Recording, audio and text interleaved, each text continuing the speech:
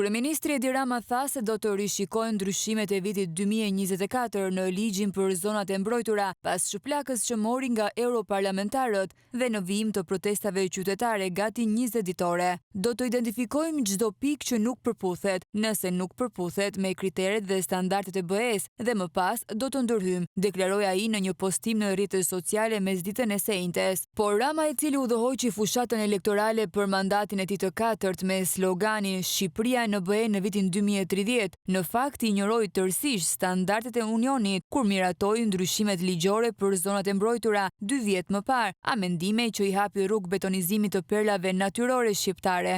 Deputetët e mazhorancës që propozuan ndryshimet ligjore në vitin 2024 e pranonin tërësisht se ato amendime nuk synonin për afrimin me asnjë direktive europiane. Fadil Nasufi, në emër të grupit të deputetëve propozues, nuk i përmendi fare standardet e Bashkimit Evropian kur dorëzoi projekt ligji në parlament. Komisioni për Çështjet Evropiane, struktura parlamentare përgjegjëse për përputhjen e legjislacionit shqiptar me ato të Unionit, deklaronte projekt ligji për disa shtesa dhe ndryshime në ligjin numër 81 fraksion 2017 për zonat e mbrojtura nuk synon të përafrojë asnjë direktive europiane. Një qëndrim i tillë u përsërit edhe në Komisionin Parlamentar të Ligjeve. Ndryshimet ligjore në atë komision u mbrojtën nga relatori Jurgis Çurbja, ish deputeti socialist, i cili u arrestua pak kohë më vonë për bashkëpunim me grupe kriminale. Parlamenti Evropian miratoi pak ditë më parë një rezolutë në të cilën kërkohet që të pezullohen menjëherë efektet e ndryshimeve në ligjin për zonat e mbrojtura të vitit 2024. Ndërkohë, opozita ka paraqitur nismë ligjore për shfuqizimin e plotë të tyre. Prej 3 javësh, mijëra qytetarë protestojnë paqësisht në Tiranë, ku kërkojnë shfuqizimin e këtyre ndryshimeve ligjore dhe pasuar me dorëheqjen e kryeministit Edi Rama dhe qeverisë së tij.